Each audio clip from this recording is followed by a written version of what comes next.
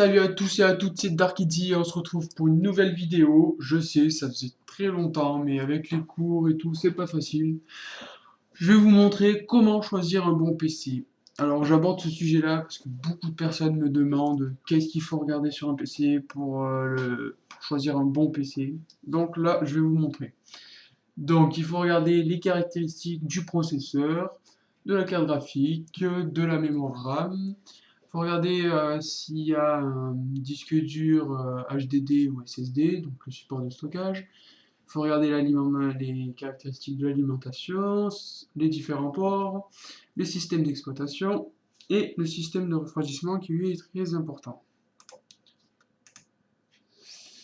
Alors, premièrement, le processeur, dit aussi CPU. Donc, si vous voyez le mot CPU sur les étiquettes dans les magasins, c'est le processeur, c'est pareil. Donc, il faut regarder sa fréquence, la fréquence de l'horloge. Alors, là, j'ai mis exemple 2,8 GHz. Donc, plus la fréquence est élevée, plus le processeur pourra emmagasiner des calculs, plus il pourra faire de choses. Ensuite, le nombre de cœurs. Donc, j'ai mis par exemple 8 cœurs, ce qui est déjà pas mal en ce moment. Ben, plus il a de cœurs, plus il peut faire de choses à la fois. Donc, c'est bien d'alterner un peu les deux. Un peu de fréquence et un peu de cœur. Voilà.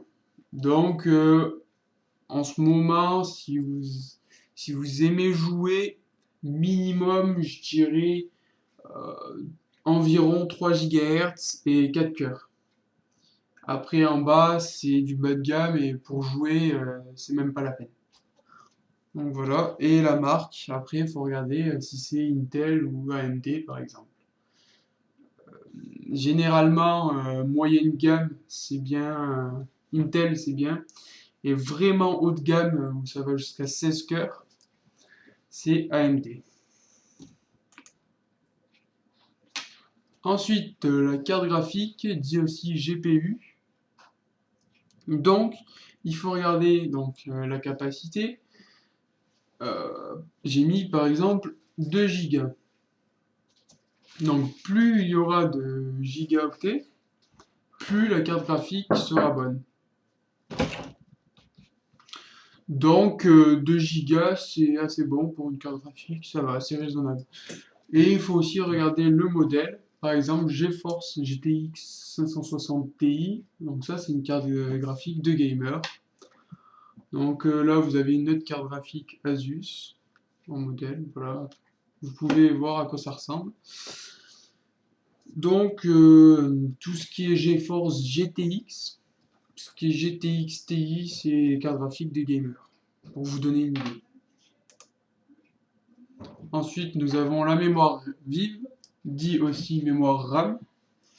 Donc, il faut regarder la capacité.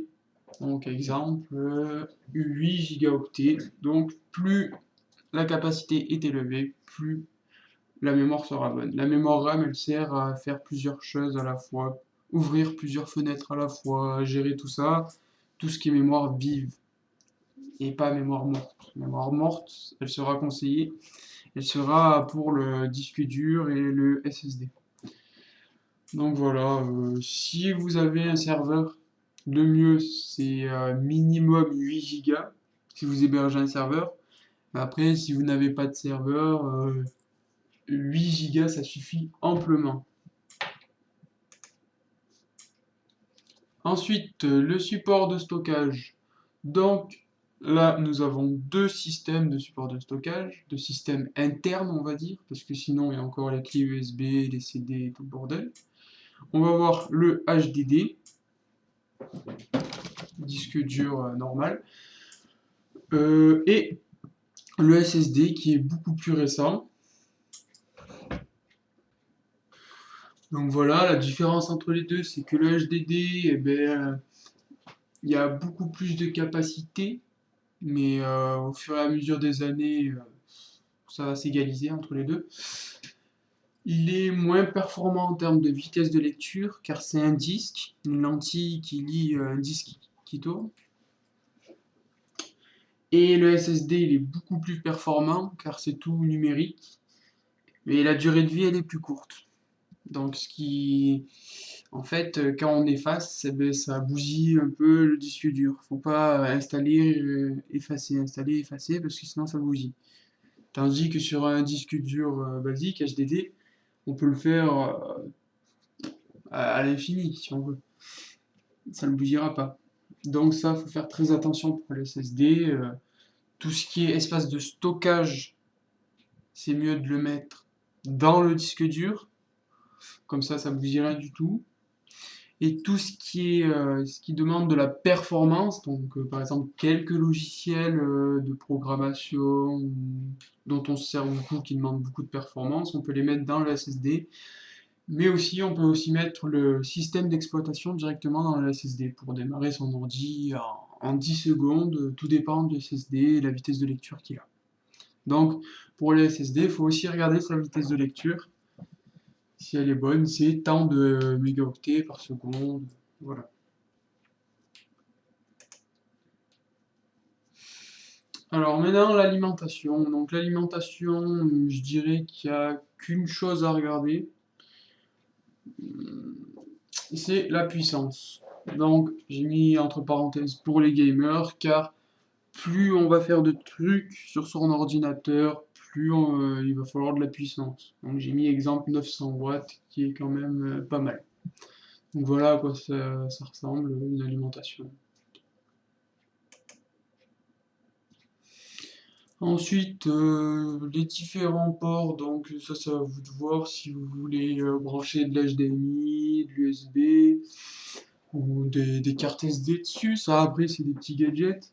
Au niveau de l'USB, vous pouvez vous regarder s'il y a des 3.0.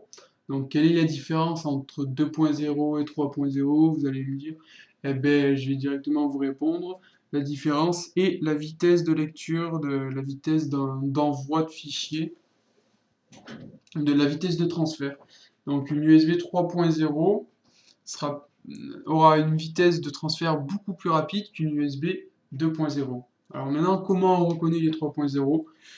Elles sont bleues. Les ports sont bleus, tout simplement. Donc si vous avez des ports bleus, c'est gagné. La vitesse de lecture est beaucoup plus rapide, la vitesse de transfert. Voilà, donc après, si vous avez des clés USB 2.0, vous pouvez aussi les brancher sur les 3.0, ça fera rien du tout. C'est juste que la vitesse de lecture sera en 2.0, qui est inférieure à celle de la 3.0. Voilà. Alors, le système d'exploitation, dit aussi OS. Donc, à vous de choisir l'OS qui vous plaît le plus. Exemple, Windows 8. Voilà, moi je sais que j'aime pas trop l'interface de Windows 8. Je suis plutôt sur Windows 7 niveau interface. Et après, tout ce qui est programmation et tout, Linux, c'est aussi un système d'exploitation. Et enfin, le système de refroidissement. Je vous ai dit tout à l'heure qu'il était très important, car si vous avez des bons composants, des bons processeurs, des bonnes cartes graphiques, ça va chauffer. Si ça chauffe trop et que le système de refroidissement est peu efficace, votre ordi va trop chauffer et vous savez très bien qu'il y a une sécurité qui éteint l'ordinateur à un certain degré Celsius. Donc si c'est pour que votre ordinateur se mette tout le temps en mode sécurité et que vous puissiez plus l'allumer, ça ne sert à rien. Donc il faut essayer de chercher, de regarder s'il y a un bon système de refroidissement. Voilà. Donc là vous avez des photos de ventirad. Donc ça c'est un radiateur qui laisse passer la chaleur. On le met sur le processeur. Et il y a le ventilateur qui laisse passer la chaleur, qui évacue un flux d'air vers l'extérieur. Et ici, c'est un système de water cooling qui fonctionne avec de l'eau. Je n'en dirai pas plus. Merci d'avoir regardé cette vidéo. Vous pouvez aussi regarder mes deux autres vidéos à gauche et à droite. Mais vous pouvez aussi vous abonner, ça me ferait énormément plaisir. Merci.